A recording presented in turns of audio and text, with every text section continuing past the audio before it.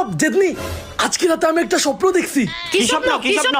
আমি আজকে স্বপ্নে দেখলাম আমাদের পূর্বপুরুষ আমাকে বলছে ওই গাছের নিচে একটা গুপ্তধন আছে, 500 বছর আগের গুপ্তধন। গুপ্তধনের মধ্যে অনেক ধন সম্পদ সোনা দানা আছে, আর এই গুপ্তধনটা আজকে আমাদেরকে নিতে বলছে। আল্লাহ গো, তাহলে আমরা কোটিপতি হয়ে যাব? আরে দাঁড়া দাঁড়া, গুপ্তধন নেওয়ার পিছনে একটা শর্তও আছে। কি শর্ত? কি শর্ত? আমরা যখন গুপ্তধন নিতে যাব তখন একটু আওয়াজ করা যাবে না, একটা কথাও বলা যাবে না, একদম চুপ থাকতে হবে। ভাইয়া, আমরা দুজন কোনো আওয়াজ করব না। কেউ যদি ভুলেও কথা বলি বা আওয়াজ করি তাহলে গুপ্তধন গায়েব হয়ে যাবে। হ্যাঁ ভাইয়া, একদম চুপ থাকবো। মনে রাখিস কিন্তু। আচ্ছা চল তাহলে। চলো চলো ভাইয়া।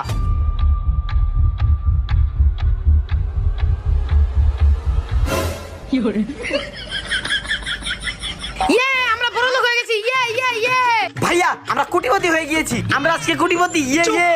বাড়িতে কি বলে আসলাম না, কথা বললে এটা গায়েব হয়ে যাবে। এখন যদি এটা গায়েব হয়ে যায়, বলতে বলতে এটা গায়েব হয়ে গেল। তোদের জন্য গুপ্তধনকে হারালাম। আজকে তোদের তো বাড়ি নিয়ে গিয়ে